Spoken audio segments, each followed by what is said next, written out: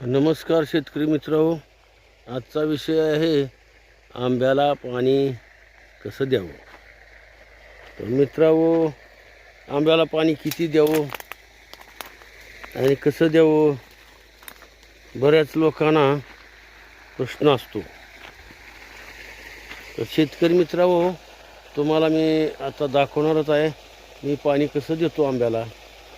त्या विषयावर आपण खूप असा मोठा व्हिडिओ काढण्याचा लई काही मी करत नसतो, कारण लोकांना व्हिडिओ मोठा बघणं आवडत नाही किंवा पास पडत नाही. तुम्हाला दाखवतो.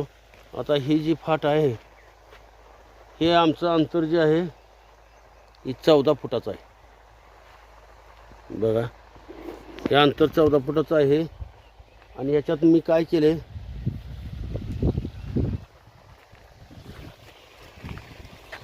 हे पूर्ण कोरडं आहे, याच्यात पाणी सोडलं नाही.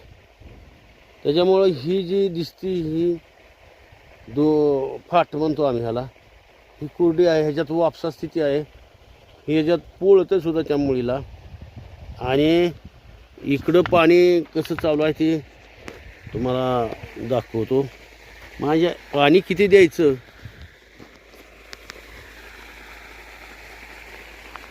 मी दाखवतो.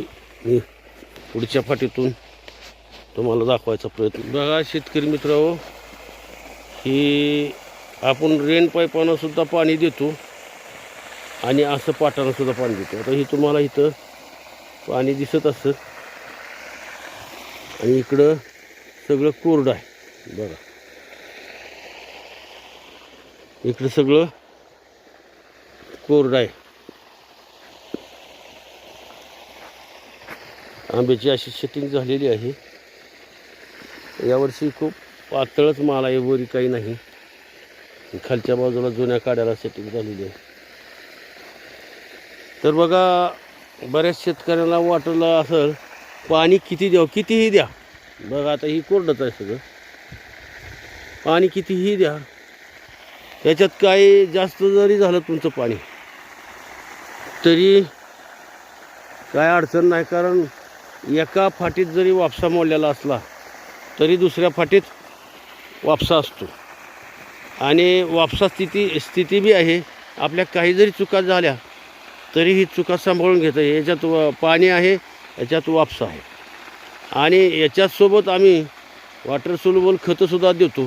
कशी देतो तर ती तुम्हाला पाईप दिसत असेल. आणि इथंसुद्धा ही रेन पाईप आहे. तर रेन पाईप चालू करायचं आणि खत टाकायचं. खत विरघळलं की आपण ती बंद करून टाकतो.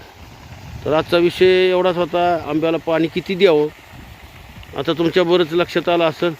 तुम्हाला व्हिडिओ जर आवडला तर लाईक करा, शेअर करा. थँक्यू. बघा, आम्ही असं पाणी देतो. तुम्हाला पाणी दाखवतो. पाणी दिसतंय का बघा.